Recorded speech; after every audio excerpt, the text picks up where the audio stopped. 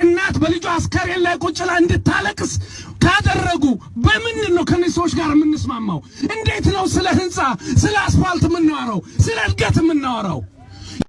በኢየሱስ ስም እንዴት ነው መስራት የሚቻለው? እዚህ ሀገር ላይ እንዴት ነው መስራት የሚቻለው?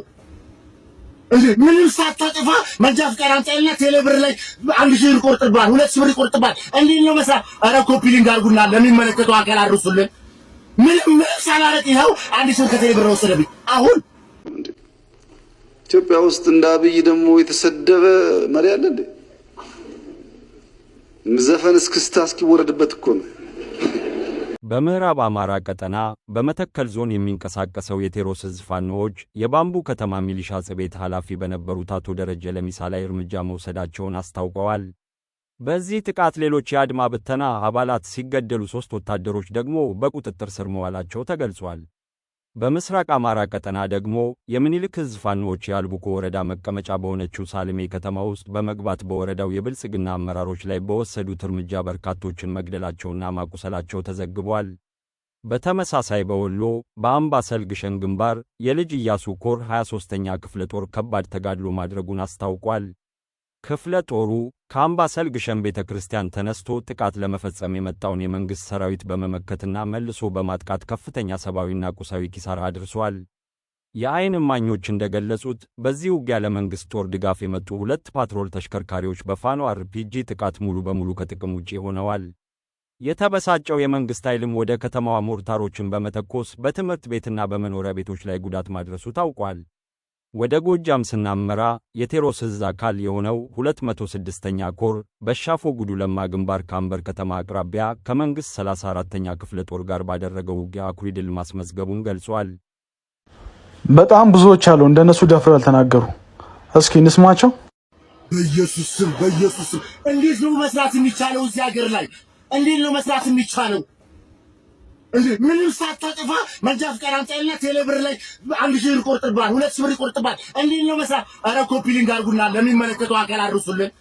ምንም ሳላረቅ ይኸው 1000 ብር ከቴሌብር ወሰደብኝ። አሁን በጌታ በኢየሱስ ስም እንዴት ነው የት ሀገር ሄደን እንስራ? የት ወተን እንስራ? ምንም ሳናረቅ ምንም ሳታጠፋ ፍሬቻ ላበራ ማለት ሲገባ ፍሬቻ ብርቻለሁ። አረ የት ነው የሚኬደው? መስራት ካልቻለን በቃ ወይ መረሽኑን በቃ አስገቡና ወደ ቦታ ግደሉ፣ ጫጩውን በቃ እንዴት ነው መስራት የሚቻለው? እሺ ይሄ ሀገራችን ነው። በእናታችሁ ኮፒ ሊንክ አድርጉና ሼር አድርጉልኝና ለሚመለከተው አድርሱልኝ።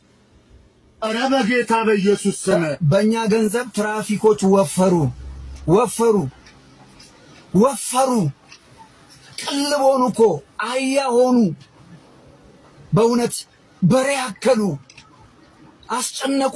አስጨነቁን እኮ በጣም አስጨነቁን። እንደ ሌባ ኮንትሮባንድ እንደያዘ ሰው እንደ ወንጀለኛ እየተሯሯጥን እንሰራለን።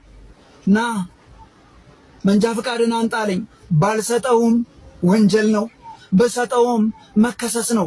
በዚህ ኦፕሬሽን የመንግስት ጦር ከፍተኛ ኪሳራ የደረሰበት ሲሆን አስፓልቱ በአስከሬን ተሞልቶ እንደነበር የዓይን እማኞች ተናግረዋል። ከሟቾቹ መካከል በሻለቃ ማዕረግ ላይ የነበሩ ከፍተኛ ወታደራዊ መኮንኖች እንደሚገኙበት የመረጃ ምንጮች አረጋግጠዋል። በጎንደርም ተመሳሳይ የውጊያ ዜናዎች ተሰምተዋል። የግዙፉ ጎንደር የበጋ ሸዉ ክፍለ ጦር አካል የሆነው ጎንደር ብርጌድ ከምንዛሮ እስከ አርሴማ ባለው ቀጠና ላይ ጥቃት ለመሰንዘር የመጣውን የመንግስት ሰራዊት አባላት ላይ አጸፋ እርምጃ ወስዷል። በጎንደሬዎቹ ፋኖዎች በተወሰደው እርምጃ 5 የመንግስት ወታደሮች ሲገደሉ 7 ደግሞ መቁሰላቸው ተረጋግጧል።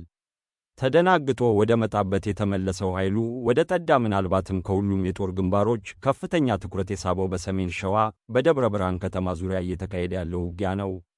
የአፋር ሸዋ ጠቅላይ ግዛት ዕዝ አካል የሆነውና በአርበኛ መከተው ማሜ የሚመራው የመሐመድ ቢሆነኝ ኮር በተለይም የደጃዝማች ተሰማ ይርጌጤ ክፍለ ጦር በከተማዋ ዙሪያ ከመንግስት ሰራዊት ጋር እጅግ የከረረ ውጊያ እያደረገ ነው። ዛሬ ከሌሊቱ 10 ሰዓት ጀምሮ እስከ ጠዋቱ 4 ሰዓት ድረስ ከቀይት ከተማ እስከ ጉዶ በረከት ባለው ሰፊ ቀጠና ፍልሚያው ቀጥሏል። ሸኔ እያልን እያባበልን እያጎለመስ ነው። አሁንም ልናስቀጥለው ነው። ይህን ኃይል እንዴት ማጥፋት አቃተ? ስለዚህ በልብ መታየት ያለበት ነገር ያለ ይመስለኛል። ምናልባት እኔ አሁን አንዳንድ እንግዲህ ላይነኩ የሚችሉ አመራሮች ካሉ እኔ መንግስትም ማየት አለበት። በቃ መታየት አለበት። ህዝቡ እስኪያልቅ ነው። ህዝቡ ሲያልቅ እኮ ወደኛ ይመጣል። እኛ እኮ አሁን እንዳለን መቁጠር ያለብን አይመስልኝም። በስጋት ውስጥ ያለን ሰዎች ነን። ስለዚህ በደንብ መታየት አለበት። በቃ ለህዝብ የማይሆን ነገር ህዝብ ላይ ጉዳት የሚያደርስ የሁሉ ህዝብ እያለቀ ቁጭ ብለን ሌላ ስራ ልንሰራ ሌላም ስራ ስለሌለም ማለት ነው። እኔ አሁን ለመንግስትም ማቅረብ የምፈልገው አሁን ቀጣይ እንዲህ አይነት ነገር እንደማይፈጸም ዋስትናም ስለሌለ በተለይ አሸባሪው ኦነግ ሸኔ መድረሻ ያጣ በተለይ ንጹሃን ዜጎችን በመጨፍጨፍ ረገድ አሁንም ማቆሚያ ስለሌለው በተለይ አሁን አስቸኳይ የሰብአዊ እርዳታ የሚያስፈልጋቸው ዶክተር አብይ እርሶ ለዚች ሀገር አመራርነት አይመጥኑም መውረድ አለብዎት ብለንም የመናገር መብት አለ። ይሄንን መብት ይሄ መንግስት ሳይሆን ይሰጠን በተለይ እናንተ የዜጎች የብሔር ብሔረሰቦች የቃል ኪዳን ሰነድ ነው የምትሉት ህገ መንግስት የሰጠን መብት ነው። ይሄን መብት ኤክሰርሳይዝ እንድናደርገው ነው ማበረታታት ያለብን። ነገ ከነገ ወዲያ ሐሳባችንን ሌሎችም ሐሳባቸውን በነጻነት እንዳይገልጹ የሚያደርግ እንቅፋት ነው። ስለዚህ በተፈጸመ ሁከትና በጥብጥ ሰበብ የተለየ ሐሳቦች ያላቸውን የፖለቲካ አመራሮች ማሰር ተገቢ ነው ብለን አናምንም። የአዲ ትግራና የአስማረ ዳኜ ሻለቃዎች በቅንጅት በመሆን የመንግስትን ኃይል ከማላምባ ቀበሌ ጀምሮ እንደ ቅጠል እያረገፉት እንደሚገኙ የዙ መረጃ ያመለክታል። በእዝ አመራሮቻቸው የምድር ድሮን የሚል ስያሜ የተሰጣቸው የዚህ ክፍለ ጦር ታጋዮች የመንግስት ሰራዊት ረፍት እንዲያጣ ማድረጋቸው ተገልጿል። በዚህ ውጊያ በርካታ የመንግስት ወታደሮች ሲሞቱና ሲቆስሉ ቁጥራቸው በውል አልታወቀም። ከመንግስት በኩል ተጨማሪ የኮማንዶ ኃይል ከደብረ ብርሃንና ከሌሎች የኦሮሚያ አካባቢዎች ወደ ግንባሩ እየተላከ መሆኑን ተሰምቷል። በመጨረሻም ወደ ፖለቲካዊ መረጃ ስናልፍ አንጋፋው ፖለቲከኛ አቶ ልደቱ አያሌው አሁን ስላለው መንግስት ጠንከር ያለ ትችት ሰንዝረዋል። አቶ ልደቱ የአብይ አህመድ አስተዳደር የደካሞች ስብስብ ሲሉ የገለጹት ሲሆን በኢትዮጵያ ታሪክ ውስጥ እንደዚህ አይነት ደካማ መንግስት ታይቶ እንደማይታወቅ ተናግረዋል።